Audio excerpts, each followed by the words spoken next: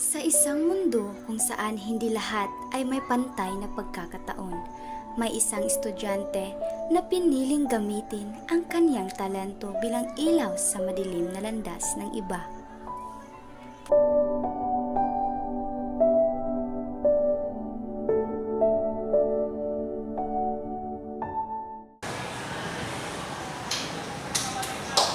Okay class, ang bawat isa ay kailangan magtahal ng kanilang iba't ibang talento.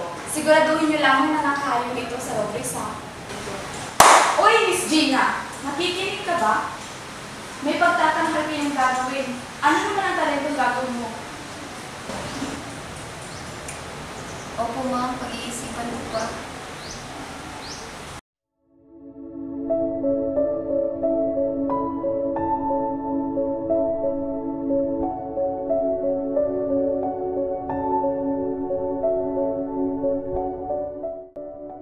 Anong gagawin ko?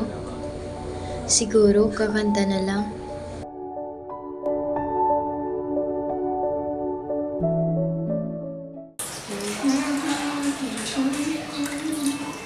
Can you just stop for a while?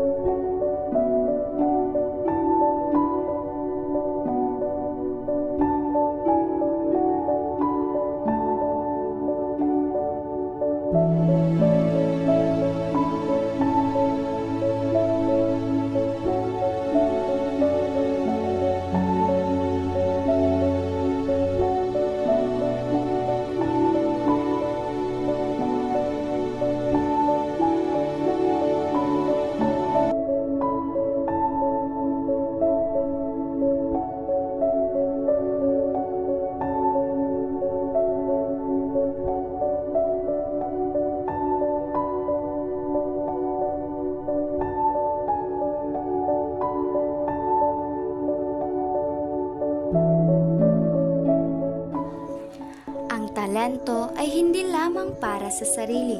Ito ay isang biyaya na maaaring gamitin upang tumulong, magbigay ng pag-asa at magbago ng buhay. Sa maliit na paraan, maaari tayong maging liwanag sa iba. Kaya't sa bawat hakbang, sa bawat kanta, at sa bawat sayaw, gamitin natin ito para sa kabutihan. Dahil ang tunay na tagumpay ay hindi lamang nasusukat sa tropeyo, kundi sa dami ng pusong napasaya at pangarap na bigyang buhay.